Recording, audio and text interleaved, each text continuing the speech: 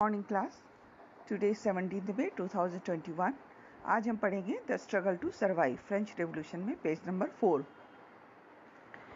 इस पैराग्राफ में बताया गया है कि किस तरह फ्रांस के लोगों को जीने के लिए संघर्ष करना पड़ रहा था, क्योंकि फ्रांस की जो जनसंख्या थी वो धीरे धीरे बढ़ रही थी, जो कि 1750 में 2.3 करोड़ थी, जो कि बाद में 1789 में बढ़कर 2.8 करोड़ हो गई थी। और जनसंख्या बढ़ने से क्या हुआ था कि अनाज का जो उत्पादन हो रहा था वो जनसंख्या के हिसाब से उसमें बढ़ोतरी नहीं हो रही थी।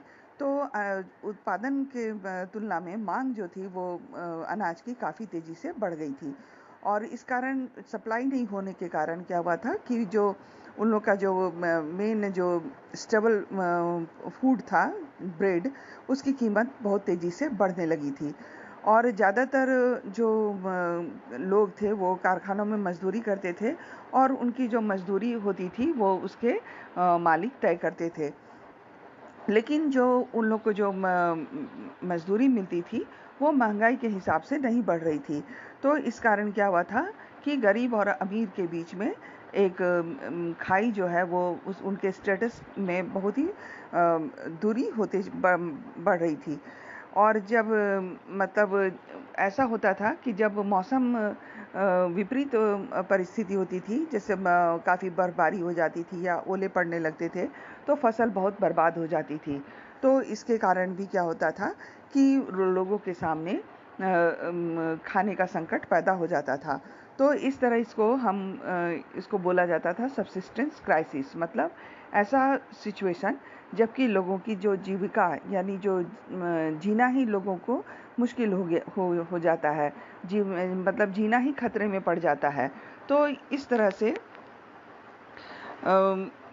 जो ओल्ड डायनेस्टी था, प्राचीन राजतंत्र था फ्रांस का, उस समय ये सब परिस्थितियां बहुत ही कॉमन थी। लोग हमेशा इस तरह की परिस्थिति को लगातार साल दर साल झेलते चले आ रहे थे, जिसके कारण लोगों के मन में राजतंत्र की व्यवस्था के खिलाफ काफ़ी आक्रोश था। अब हम पढ़ेंगे पेज 5 में topic growing middle classes and विशेष एंड एंड टू प्रिविलेजेस। जो उभरता हुआ मध्यम वर्ग था, मतलब जो मिडिल क्लास था, वो उसकी जनसंख्या धीरे धीरे बढ़ रही थी, और वो जो कुलीन वर्ग को, जो नोबल को और चर्च के पदाधिकारियों को जो विशेष अधिकार मिले हुए थे, वो लोग अब सोचने लगे कि ये सब अधिकारों से उन लोगों को ये विशेष अधिकार नहीं मिलने चाहिए, क्योंकि वो लोग कोई टैक्स भी नहीं देते हैं और पूरा आराम से जीवन जीते हैं। सारी संपत्ति, सारे जमीन, सब कुछ उन्हीं के हाथों में है, और हम लोग बस एक मतलब मजदूर बन करके रह गए हैं, जिसको कि मतलब उचित मजदूरी भी नहीं मिलती है, और जो किसान है, जो फसल मारी जाती है, तो उसके लिए भी उन लोगों को कुछ भी कंपनसेशन नहीं मिलता है। तो अल्टीमेट सफरर जो थे वो मिडिल क्लास के लोग थे। धीरे धीरे जनसंख्या बढ़ने के कारण क्या हुआ कि ये लोग भी वो लोग उन लोगों के विशेषाधिकारों को अंत करने का सोचने लगे। तो इस पर हम देखे हैं कि पहले भी जैसे जो टैक्स बढ़ रहा था, या अकाल के समय जो फसल मारी जाती थी, तो और उसमें किसान और जो मजदूर लोग थे वो लोग विद्रोह कर चुके थे। लेकिन उनके पास क्या था कि ये जो सोशल जो मतलब सिस्टम था और जो इकोनॉमिक सिस्टम थी, उसमें कोई बदलाव लाने के लिए उन लोगों के पास कोई प्रोग्राम नहीं था, कोई साधन नहीं थे, जिसके कारण कि वो लोग आंदोलन एक सुचारू रूप से एक मतलब आंदोलन बहुत चला सके। तो इस आंदोलन को चलाने के लिए मतलब राजतंत्र को, मोनार्की को हटाने के लिए और कुलीन वर्गों के विशेषाधिकार को ख़त्म करने के लिए थर्ड स्टेट में उन लोगों ने ये जिम्मेदारी उठाई जो कि बहुत ही समृद्ध थे, पैसे वाले थे, और जो एडुकेटेड थे, और जो नए नए विचारों से अवगत थे कि किस तरह से हम अगर मिल करके आंदोलन करेंगे तो हम राजतंत्र को हटाकर गणतंत्र की स्थापना फ्रांस में कर सकते हैं। तो इस तरह 18वीं सेंचुरी में फ्रांस में एक नया सोशल ग्रुप का उदय हुआ, जिसको कि मिडिल क्लास कहा गया। और ये जो मिडिल क्लास था वो लोग क्या किए थे कि ओवरसीज ट्रेड से ये लोग काफ़ी पैसा बनाए थे, और जिसमें कि ये लोग वुलन और सिल्क टेक्सटाइल का एक्सपोर्ट करते थे, और और उसके कारण जो ये लोग व्यापार करते थे, उससे ये लोग काफ़ी समृद्ध हो गए थे।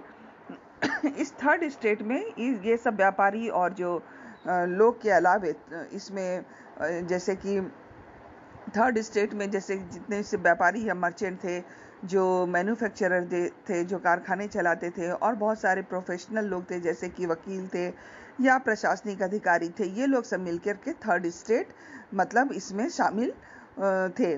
और ये जो एडुकेटेड मिडिल क्लास था वो सोचता था कि हमारा जो सोशल जो पोजीशन है, जो हमारी समाज में जो हमारी स्थिति है, वो मतलब लोगों को उसके योग्यता के आधार पर होनी चाहिए, न कि जन्म के आधार पर होनी चाहिए।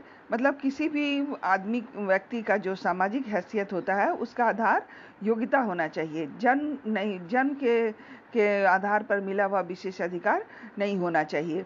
और इस तरह का जो फ्रीडम होना चाहिए, या सबके लिए एक समान कानून बनना चाहिए, सबके लिए एक समान अवसर मिलना चाहिए, इस कल्पना पर आधारित समाज का जो कल्पना किए, उसमें बहुत सारे फिलोसफर शामिल थे, जिसमें कि जॉन लॉक और रूसो जैसे जो फिलोसफर थे, ये लोग अपने अपने बातों को लोगों के सामने लाए। जैसे कि जॉन लॉक और जीन जैकस रूसो जो थे, वो चाहते थे कि हमारा जो समाज है वो एक सबको उसमें आज़ादी मिले, फ्रीडम मिले, और सभी के लिए इक्वल लॉज हो, और सभी के लिए समान अवसर यानी अपॉर्चुनिटीज फॉर ऑल, ये सबको मिले। ये ऐसे समाज की कल्पना कर रहे थे। इसमें जॉन लॉक जो थे, वो टू ट्रीटीज ऑफ गवर्नमेंट नामक एक किताब लिखे, जिसमें कि वो टू ट्रीटीज ऑफ गवर्नमेंट जो बुक लिखे, उसमें वो राजा का जो दैवी और जो निरंकुश अधिकार था, उसका सिद्धांत का वो उसको खंडन किए। और इसी प्रकार रूसो भी मतलब इसी विचार को आगे बढ़ाते हुए, मतलब रूसो जो थे वो आम जनता और उसके जो रिप्रेजेंटेटिव्स थे, उनके बीच में एक सोशल कॉन्ट्रैक्ट के आधार पर सरकार बनाने का प्रस्ताव रखे। मतलब एक ऐसी सरकार की स्थापना जिसमें कि जनता और उसके रिप्रेजेंटेटिव लोग मिल करके शासन चलाए। जैसे मॉन्टेस्क्यू ने अपने book the spirit of laws में लिखे कि सरकार जो बनेगी, या उसमें वो 3 भागों में उसकी सत्ता जो है, वो उसका जो पावर है वो 3 भागों में विभाजित रहेगा, जिसमें कि एग्जीक्यूटिव है, लेजिस्लेटिव और जुडिशरी। ये तीनों में सत्ता जो है उसकी वो विभाजित रहेगा। तो इस तरह लेजिस्लेटिव, एग्जीक्यूटिव और जुडिशरी में पावर का डिवीजन का वो विचार सामने लाए। तो ये जो जब यूनाइटेड स्टेट ऑफ अमेरिका में 13 जो उसके कॉलोनीज थे, जो ब्रिटेन से अपने आप को जब आज़ाद घोषित किया, तो वहाँ पर इसी तरह के मॉडल की सरकार बनी, जिसमें कि सरकार की जो सत्ता, जो पावर थी, वो इन्हीं तीनों इंस्टीट्यूशन में विभाजित थी। कौन कौन? एग्जीक्यूटिव, लेजिस्लेटिव और जुडिशरी। तो इसी तरह फ्रांस में भी जितने भी फिलोसफर हुए, वो लोग इसी अमेरिकन जो कॉन्स्टिट्यूशन था, और इसमें जो लोगों को व्यक्तिगत अधिकार की गारंटी दी गई थी, तो ये उन लोगों के लिए एक बहुत बड़ा सोर्स था। मतलब वो इस बात को प्रूफ ही था कि जैसे अमेरिका में इस तरह से शासन की स्थापना की गई है, ठीक उसी तरह फ्रांस में भी हम लोग इसकी स्थापना कर सकते हैं। और जितने भी जो ये आइडियाज़ थे फिलोसफर्स के, वो अपने विचारों को बहुत सारे मतलब कॉफ़ी हाउसेस में, सैलून में, ये सब में मतलब बड़ा बड़ा मीटिंग रखते थे, मिलते थे, और उसमें ये लोग बहस करते थे, और बुक्स और न्यूज़पेपर के जरिए इसका बहुत जोरदार तरीके से इसका प्रचार प्रसार करते थे। और जो बुक्स ये लोग लिखते थे, जैसे ये जो अपने विचार को न्यूज़पेपर में छापते थे, तो उन लोगों को, मतलब जो इलिटरेट लोग थे, उन लोगों के बीच में भी जोर जोर से पढ़ा जाता था, ताकि वो जो अनपढ़ है वो भी इन विचारों को समझ सके कि फ्रीडम क्या चीज़ है, इक्वल लॉज और अपॉर्चुनिटीज़ फॉर ऑल, ये सब जो विचार है, ये सिद्धांत है, ये सब भी वो लोग समझ सके, ताकि जब आंदोलन हो तो ये लोग भी उसमें शामिल होकर के मतलब आंदोलन करें। तो इसी समय क्या हुआ कि लुई 16 जो थे, राज्य का खर्च को पूरे चलाने के लिए फिर से मतलब टैक्स लगाने का सोचने लगे। तो इस तरह से क्या हुआ, जब नया टैक्स लगाने का वो सोचने लगा लुई 16, तो इसके कारण क्या हुआ, लोगों का गुस्सा बहुत जोर से भड़क गया। अब हम पेज 6 में पढ़ेंगे the outbreak of the revolution, liberty, equality and fraternity. अब हम इसको नेक्स्ट सेशन में पढ़ेंगे, ठीक है। Page number 6, the outbreak of the revolution, liberty, equality and fraternity. Okay, thank you class.